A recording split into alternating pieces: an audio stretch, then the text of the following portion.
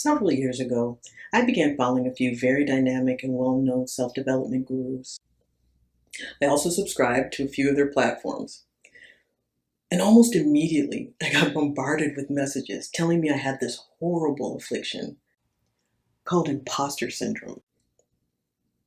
Apart from it seeming a bit rude, I didn't know what it was at the time.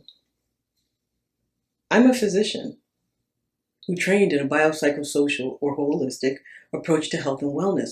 So to have what was being reported as this pervasive psychological derailment meant I had something new to study. I quickly discovered that imposter syndrome is not in the Diagnostic and Statistical Manual of Mental Disorders, or the DSM-5 as we call it. This is what we in medicine use to diagnose psychological disorders. I dug deeper and I studied more, and I learned that in 1978, clinical psychologists Dr. Pauline Clance and Dr. Suzanne Imes coined the phrase imposter phenomenon when describing fear, self-doubt, and feeling like a fraud in high-achieving women. They concluded that imposter feelings developed even in the face of success, especially in the face of success. Doctors Clance and Imes deduced that imposter feelings develop when stereotypes and prejudice are internalized, and further internalized when the success the women experienced is incongruent with societal expectations, and further confirmed by the negative messages women received along their path to that success. The more I studied, the less real imposter syndrome became to me. Assigning the term imposter to feelings rather than to its true meaning of intentionally defrauding immediately lends itself to mislabeling. Feeling like a fraud doesn't make an imposter. Acting like a fraud does. So just by labeling feelings as imposter anything immediately reveals its inaccuracy. I'm not saying the feelings aren't real. They are. So are their consequences.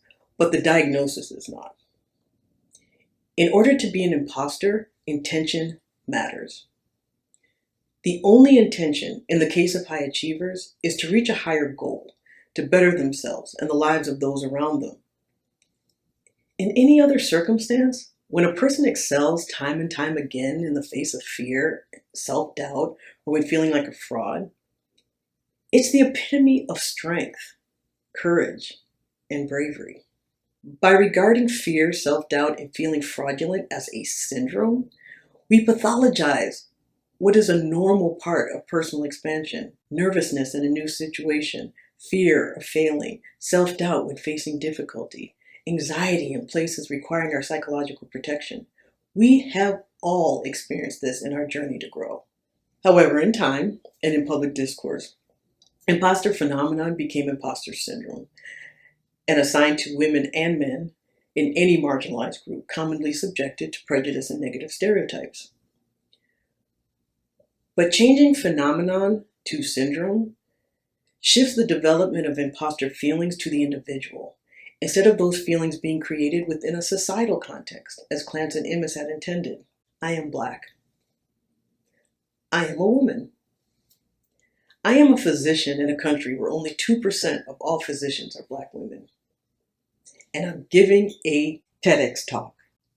I am, at this very moment, a perfect example of someone who should have imposter syndrome. But I don't. And this isn't by accident. I grew up in a home with 7 brothers and sisters, and anyone from a large family can tell you getting either parent alone is rare. So when I was 8 years old, not only was it rare, but also created one of the most memorable and pivotal moments of my life. I discovered that while everyone else was watching morning cartoons, I could have my father all to myself. On those Sunday mornings, I would sit on the end of my parents' bed, just chatting away, usually to the back fold of the Ann Arbor News, but more often he'd be scratching equations on his signature yellow notepad. And it wasn't that my father ignored me, he just wasn't always listening. And I didn't notice. And even if I had noticed, I wouldn't have cared. My father was a god in our house. He was as kind and generous as he was all-knowing. And to 8-year-old Miss Khaki Ann, me, he was all-powerful, and I was powerful by proximity. Then one day, I went to my usual Sunday morning chat, and Dad wasn't there. He was gone.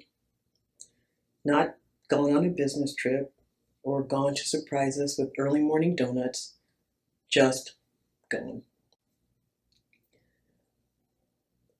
What followed is now blurred by trauma and time. I do remember being told he was in the hospital with colon cancer, and I remember the bottom of my world falling out. And then one day, like magic, Dad walked through the door with his chocolate skin and his deep dimpled chin and his eyes twinkling when he smiled, and my world was finally back to normal. Sometime later, I sat in my usual Sunday morning spot for our usual Sunday morning chat, but this time there was no barrier, just Dad's truly undivided attention. I asked him a lot of questions. He answered each one very carefully and in a way I could understand. He spoke with such awe about the doctors who saved his life, and I listened with so much appreciation. I said at that moment I was going to be a doctor when I grew up, and I meant it. I never wavered from that declaration, and my father never wavered in his support and making me believe I could do it. Of course, then I didn't know that my goal of becoming a doctor went against negative stereotypes for little black girls in 1973, nor that my father's encouragement acted as a shield when my goals later met others' prejudice. And for those of you doing the math, I'll save you some time. 8 years old in 1973 makes me 56 years old today. I know, it's so hard to believe. But as I was saying, my father's encouragement was my greatest protection. When a pre-med advisor told me that for people like me, getting into medical school would be difficult, but getting through would be almost impossible. One call to my father dispelled the self-doubt before it could creep in. When med school classmates whispered that my admission was to meet diversity quotas, before I could internalize what they said, my father reminded me that my skin color did not pass my tests and board exams. The feelings assigned to imposter syndrome are created when seeds of doubt are planted in the minds of the unaware and the unprotected, and those feelings are then projected inwardly to fester. In medicine, we don't call that a syndrome.